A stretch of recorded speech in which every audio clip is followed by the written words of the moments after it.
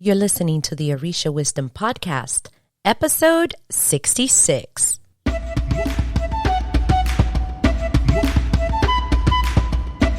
Welcome to the Orisha Wisdom Podcast, where positivity and spirituality create an enhanced life's journey with the wisdom of Ifa and Orisha. I am your host, Omileti Olubunmi.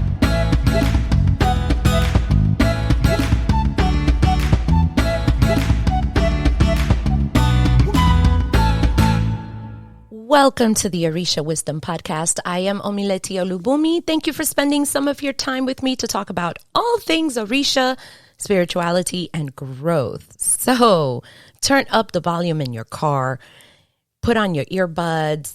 I don't know, it's summertime. Let's have a walk. If it's not too hot outside, grab a thing of water and let's chat. This episode is being brought to you by our newest resource available, the Alejo's Guide to Godparents. Inside of Alejo's 101, there's a great new framework to a challenge that is one of the first ones that any and pretty much every new person is going to have to deal with. And that is the magical question of how do I get a godparent? How to get a godparent. For you, I have created the Alejo's Guide to Godparents, and this brand new resource has been created because of the many, many questions that this topic gets. What is it that you get? You're going to get audio, you're going to get video, and it's going to basically give you the map and the keys for the vehicle of how to get a godparent. Why is this important? Because no matter what it is that you want to do in these traditions, you're going to need somebody to walk you through it, to help you out, and to guide you, to uplift you, to basically help you on your way. Because if you don't get the right person for you, you will continue to be where you are, which is probably alone trying to figure this out without the guidance and without help. How do you get it? Go to orishawisdom.com/Iya Omileti, and that's IYAOMILETI, and click on the image that says, finally, your guide to choosing a right godparent. Just watch the quick video and get it, because it's an amazing opportunity that has come from your questions, from your experiences, and from my desire to see more folks just land where they belong. So, with that, let's get this episode going. You are told when you come and get a reading, let's say the first thing that you're told when you're like trying to figure out these traditions is get a reading, get a reading, get a reading. And then a lot of you guys have to wait a long time to get that magical reading. And then during your reading, you're all nervous and you have to, figure out this person. And then it comes out that you have to do Ocha. You have to become initiated. You are excited. You start to imagine things of what it's going to be like as a priest. You start seeing yourself dressed in white. You start figuring out which Orisha it is that you belong to. I mean, this is a dreamy stage. And you're like, probably if you're like many of us, once they tell you that, it's like you block everything out, because now you're like, oh my God, this is so wonderful. I am going to be a priest. What now? This is what this episode is about. We are going to talk about what happens when you are marked for Ocha or Gari Ocha in a spiritual reading. What happens then? This is not an all-inclusive conversation, but I am hoping that with this chat,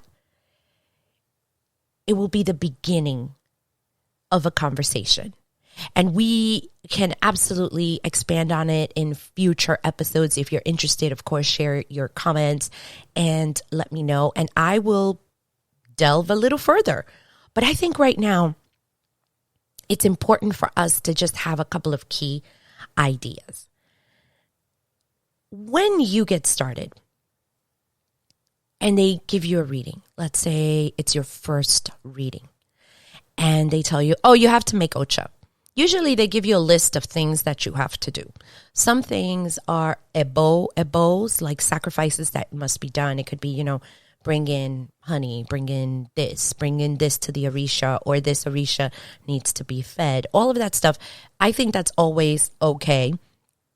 But when it comes to receiving something like your ilekes, warriors, and definitely Ocha, a big question that you have to think about early on is, are you going to make that priest who is reading you your godparent? Are you going to do that? Because when you are going to go through that step, you are going to agree to that commitment. Are you willing to agree to that commitment? Do you understand what that commitment means to make that person your godparent? And how about this one?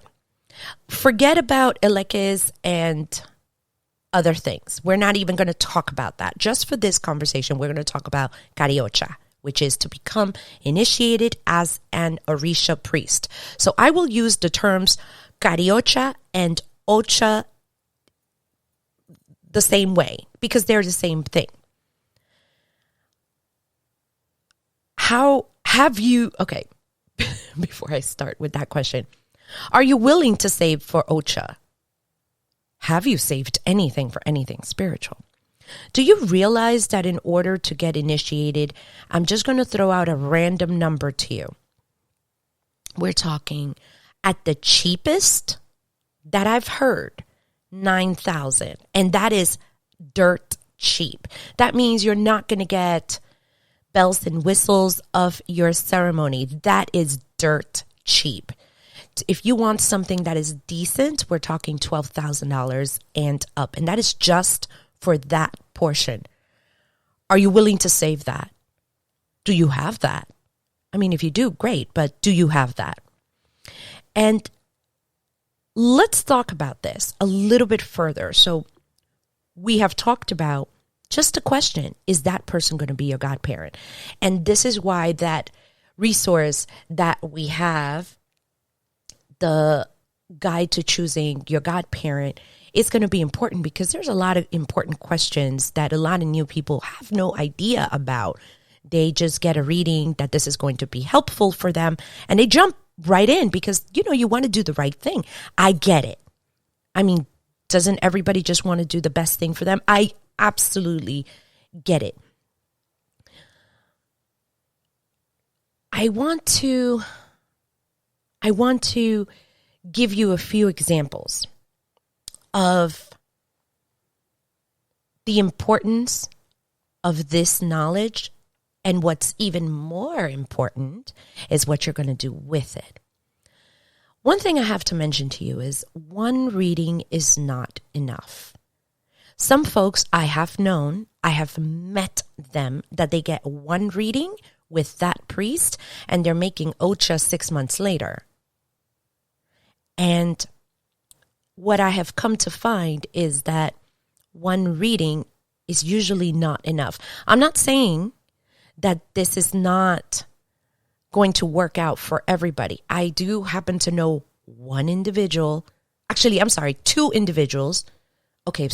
Three in my life that they've gone to one person for a reading. Oh, no. I'm going back to two. Never mind, two people. That the first person who has spiritually read them is the one who did their Ocha. Just two. So 1, 2. Yep, two people. And a couple of questions that I want to talk about. Does this Ocha have to happen right now?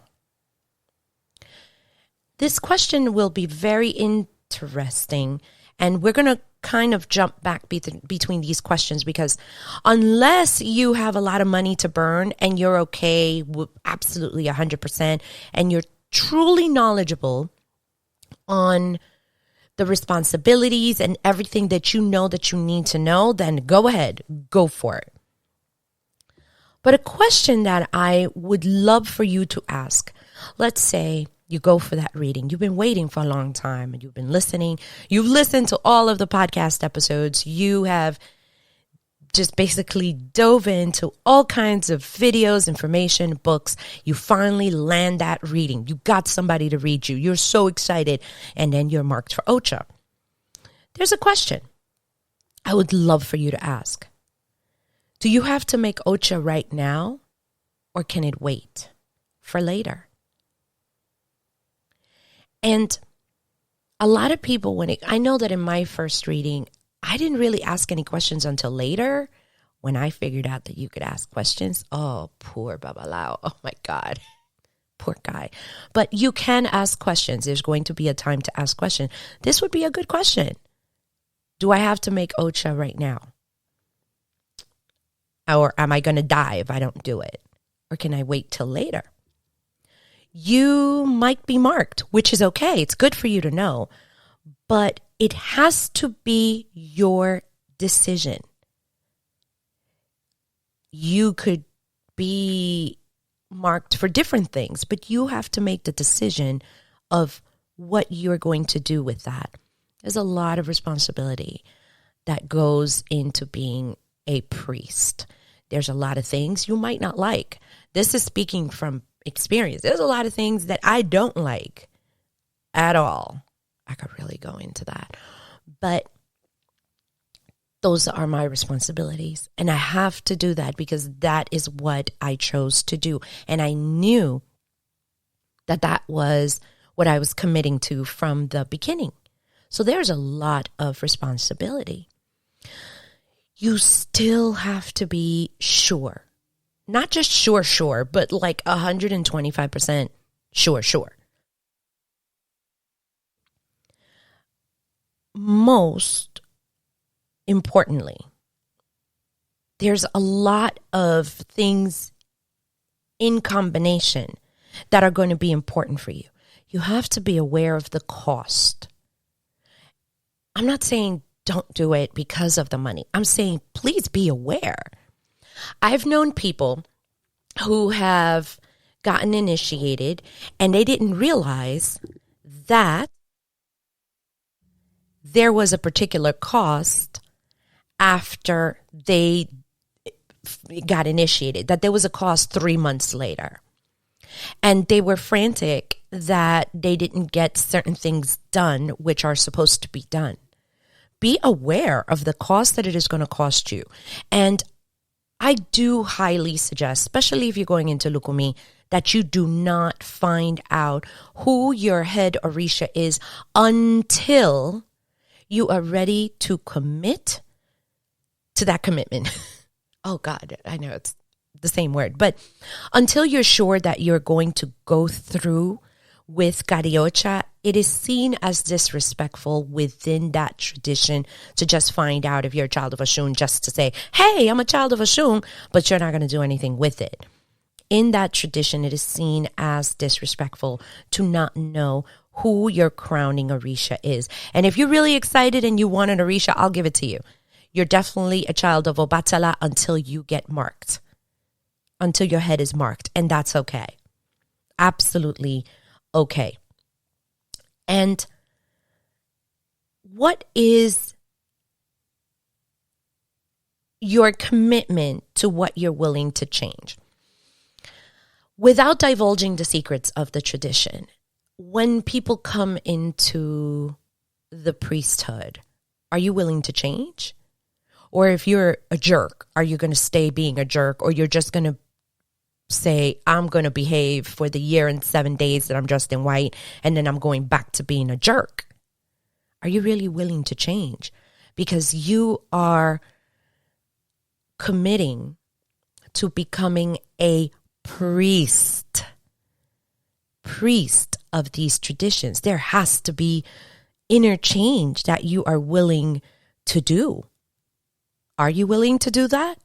Are you willing to accept those changes? For me,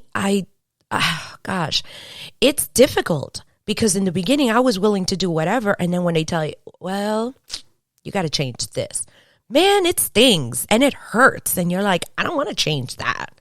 Why should I have to change that? But you committed to change. Your Orisha is expecting more of you. You are a representative of that Orisha here on earth. You're not Orisha on earth. You represent them here on earth. And on top of that, you will be serving your community. That's hard. It's a lot of responsibility on top of your shoulders. Are you ready for that commitment? How about this one? Are you ready for your responsibility with said godparent? And before you're like, yeah, I could do it. So here's my secondary question. Do you know what are those responsibilities? That was just a moment for you to think about the yes or no. Do you know what those responsibilities are? And are you willing to do them? And you really, really have to think about those commitments. Because by saying them is one thing. I should know about that. Gosh, by saying them, yeah, I could totally do that. When it's time, I'm like, man, this is really hard to do. Are you going to do that? And this is very important. Now, here's another question that goes along with it. Do you know what to expect from a godparent? Do you know that? Because all of these things go together. Or are you're just willing to jump in blindly, head first or feet first or side first or cannonball and hope that when the chips land, that they land in your favor? Are you really willing to risk that? Because this is a life commitment. Are you willing to do that? I'm asking these questions not to dissuade you, not to prevent you from initiating. Not at all. That's not what I want. But to make sure that you know what you're getting into before you get into it. If you are in the beginning and you're not ready, or you just heard about it. You just heard about the traditions. A friend of mine, friend of yours, somebody, they said, there is a priest who can give you a reading. I'm just going to pay, the money, the ashedi in order to get the reading. And, I just heard about it. During the reading, ask these questions. Never interrupt the flow of the reading. You'll understand what I mean. There is a particular flow. So in the beginning, there's things that are happening in the beginning. Don't interrupt that. But close to the end, if it's a competent priest, they are going to ask you this question. Do you have any questions? That is the time that you ask, is this Ocha thing urgent? Am I going to die if I don't do it tomorrow? Can I wait? And you be honest. You say, I just need to research it. I need to think about it for just a moment. Okay. I'm going to put this another way for you. Let's say I'm going to take all of us back to high school. You know what I do? I need a sound of going back to time. I'm going to get one and then I'm going to plug it in because I think it's kind of fun to play with the sounds. Let's all pretend that we are going back to high school. I was going to say junior high school. Oh my God, that totally tells my age. We're going to go back to high school and we're all going to be juniors in high school. And we are all going to get an aptitude test. Okay? We all sat down, we had our snacks, and we were trying to be as honest as possible to see if we were going to be astronauts, teachers, whatever. It came out that you are going to be a doctor, that's where you should go. Here's a couple of questions for you. Can you practice that right away? Of course, the answer is no, but I wanted to ask it. Can you do it right away? No. What happens when you first hear about this? We're going to talk now 2021 time. You start researching videos. What is it like to become a doctor? How did you know you wanted to be a doctor? Well, what is a day like? A day in the life of a doctor. And you start researching. And you start paying attention at medical offices. Let's say, I don't know, something hurt.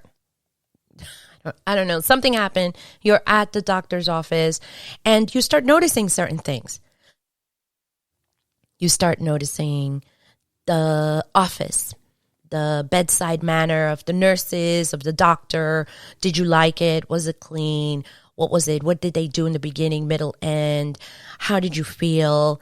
Would you return to that particular office? All that stuff. You start now paying attention. Then you start researching some more pre-med programs, because remember, you're a junior right now, and you know, they said doctor. So you start researching pre-med programs, and you start coming across the question, well, what type of medicine? Are you going to be a surgeon? What kind of surgeon? If that, do you want to be a podiatrist, a GYN doctor? Do you want to deliver some babies, obstetrics? Do you want neurology? We're going to deal with the nerves and the brain. We're going to deal with blood. Or do you want to work with kids? Do you want to work with the elderly? Do you want general medicine? What do you want? What place do you want to go into? And let's say that the school is really darn good and you take another test. And you decide, maybe you go online and you take another test. And you're like, well, it's still doctor. That's kind of cool. Maybe I can look into programs and talk to my school counselor for programs to mirror or to shadow. I think the better word is to shadow different career people. Let's say there's a program to shadow a nurse, to shadow a doctor, to kind of be at the doctor's office. How do you start applying for that pre-med program in college? Is there a pre-med summer program just for high schools, just to kind of see? Is there, I don't know, whatever, something that's going to help you to make this decision so that you could kind of see if the aptitude test results really is a good fit for you? Or do you start applying for medical schools right away the moment you receive that aptitude test result? You see, the pause is deliberate. It's for you to kind of think about it. It makes more sense to take your time to make this decision, to figure out which school, to figure out the teachings. There are some schools that are very, very strict. They have very intense programs. There are some schools that are very lax. What if you work full time and you need, some assistance, and this program is really good because they have a night program? You have to figure this out. It just makes more sense to take your time before you go into a career path that is supposed to be for the rest of your life that you really don't want to be into later because you jumped in. I'll say, if I were to throw a number, 97% of the time, it is not urgent to make Ocha right away. I promise you will know if it is urgent. I'm going to put my notes on the side for a moment. And you know that I love stories, right? Love stories. I'm not going to put a name, but I do knew this person, and I say knew because she passed away. Bye. She was a follower of these traditions for years, and I mean decades. This tradition basically helped her to get her act together. She had a really rough life, and she kept being marked for Ocha. But she had come on some really hard times, and she didn't have the money. And it's expensive. It's expensive back then. It's expensive right now. No matter what, it's going to be expensive to make cariocha and to initiate. But one day, she got a reading that, you we always suggest for people who are in the traditions and they're working with somebody to get readings every now and then. Some people do it once a year at a minimum, twice a year, once every quarter. Some people have their own timing of when they're going to get their readings, but it came out she needed to make Ocha right away. And how do we know that? Because of the Odu that came out. And that Odu, that there was no escaping it. She needed to make it right away. And on top of that, she got it reread again, a very urgent plea. If not a plea. I'm not going to say a plea because Odus don't make pleas. It was more like she better make Ocha right away. And it told her she needed to make Ocha for her health. And her health was in jeopardy. And at that point, around that time, I don't know if it happened right before, or maybe that's why she went, because it was a health thing. She was supposed to have about 6 months of life. But Orisha came down and said, through the reading and through all the stuff and further investigation, she needed to make Ocha right away. And her life would be extended. And I'm not going to tell you exactly because I don't remember, but I think they gave her a timing of how much longer they were going to give her. And she was willing to do that. But again, she didn't have the money. So as the reading went on, it came out that for her particular case, the community had to get together and it was going to be free for her. And no joke. The community had to come together because when that comes out, there is no hiding it. Like, that is not a pretend thing of I'm trying to sucker you in. Nothing like that. Like, it really needed to be done, and it needed to be done fast. I remember that as a house, we gifted her a lot of things for her Ocha. We gifted her clothes and skirts and whatever it was. Like, I remember that we were just all shopping for white things to give her.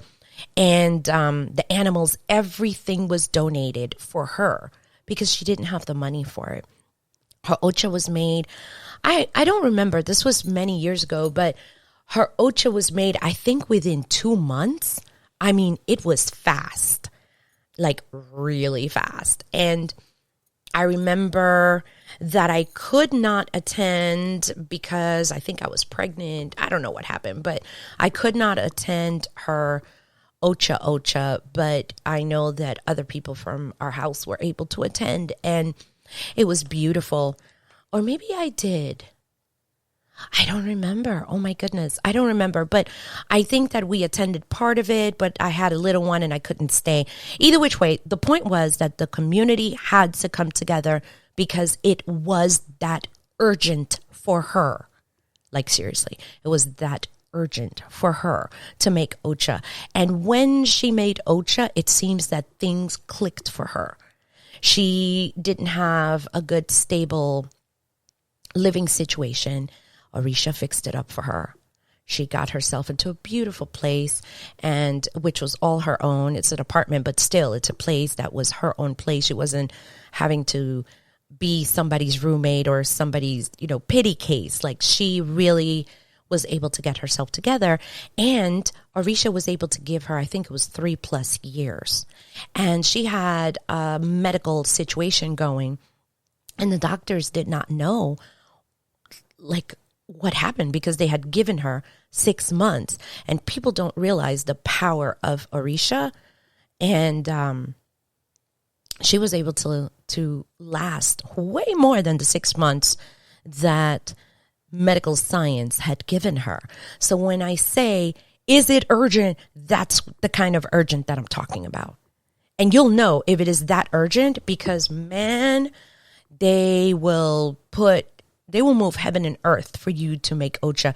I do know of someone, but I don't know this person, that a similar something came out, but it was a lot more urgent for this individual.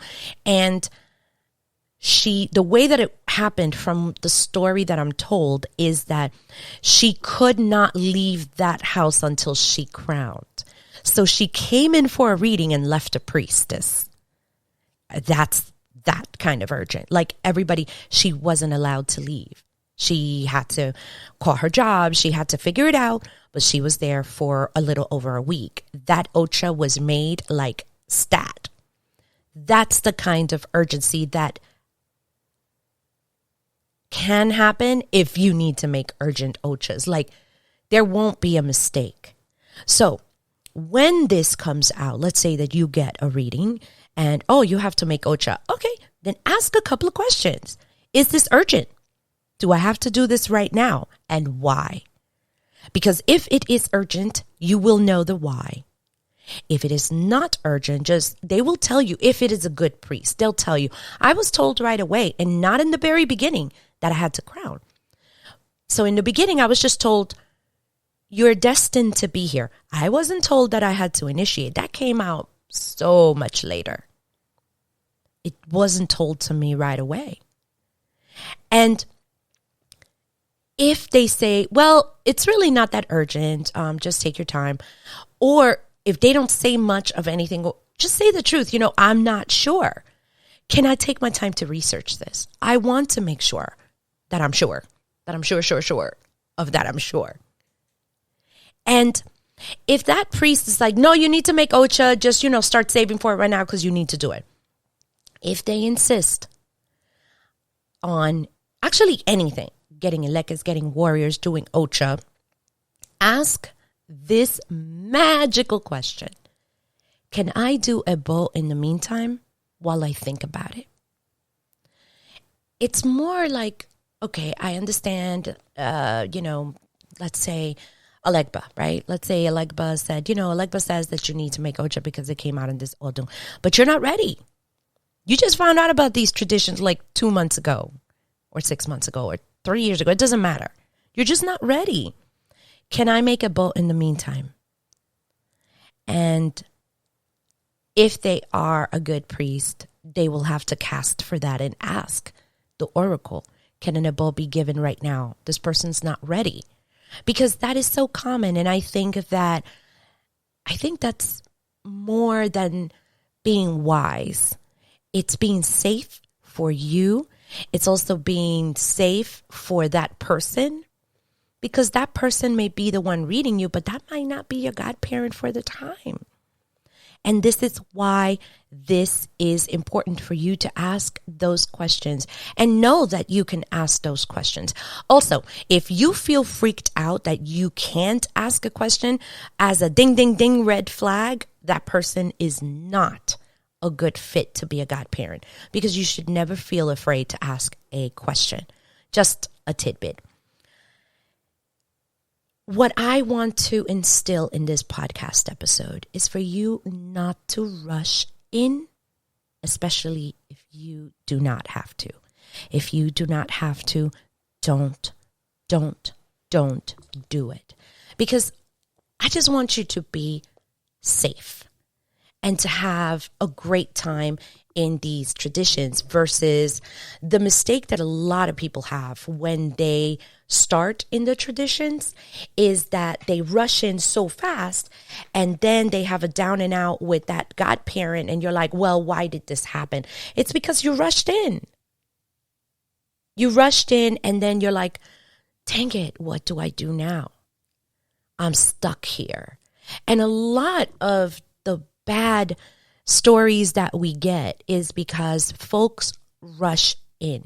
I've known people who have gotten scratched in palo, they have made Ocha, they have done a lot of things right away after 1 or 2 readings, and that's it. They jumped in, and 6 months later, a year later, 2 years later, 3 years later, didn't work out.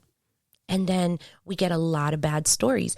And again, ask questions. Just know that most of the time it's not urgent, but maybe it's for you to know and for you to be aware and for you to start saving money and for you to keep an eye out for a possible good fit of a godparent for you. So don't rush in and don't get stuck into a bad spot if you do not have to. You have reached the end of this episode. For show notes, go to www.www.ocha I had to make sure, orishawisdom.com/66. I want to let you guys know that I did mention in the last episode, man, my fear of putting certain things out. They've been great ideas, and it's just the fear. I'm working on it. I'm just working on it. But I have put out for the first of Orisha swag to go out there, which is the Orisha Wisdom t-shirt. And I did not put it on my own website because it's taken me a while to get it out there. But I will put it into the info link of orishawisdom.com/Iya Omileti so that you're able to get your shirt. And I think I'm going to add in the t-shirt, maybe mugs, we'll see about it, of the Orisha Wisdom podcast. And I've heard that people are very excited about this. So I would love to see who is going to be wearing their swag and their fun stuff, and at the same token, supporting this podcast. So I'm pretty excited because this is just the beginning of putting Orisha art, which is made by an Orisha worshiper for the Orisha worshipers of the world. So I wanted to let you know that. And if you have found some value into what I do and the content that I create, check out my Patreon page at www.patreon.com/Iya Omileti, and you will have access to the podcasts before they are published and other perks. We have had actually Orisha swag. That's true. Orisha swag has gone out there, and also we've had live calls to discuss things more in depth. So there's definitely a lot of perks, and I'm very, very grateful to have the patrons for our Patreon page. It just means so much to me. So I've gotten messages of how can I support you there. That is a great way. And remember, if you're looking to answer that magical question of getting a godparent, just go to orishawisdom.com/Iya Omileti, which is my information link, and click on the tab of getting the guide to godparent, and really listen to it and ask yourself those deep questions. Take notes, take it seriously, because this is such an important decision. If you like this episode, I always encourage you to share it. Share it on your social media if you have people who you think will get something out of this one, especially this episode, because I know that people get to communicate like, yeah, I'm looking for a reading. They told me this, they told me that. Share it with them to help them out. And I would be so grateful if you have 5 minutes to spare. Okay, all of you can probably a lot faster than me, but this would be to give us a review on iTunes. And I do read each and every one of them, and it's amazing to see many of the comments.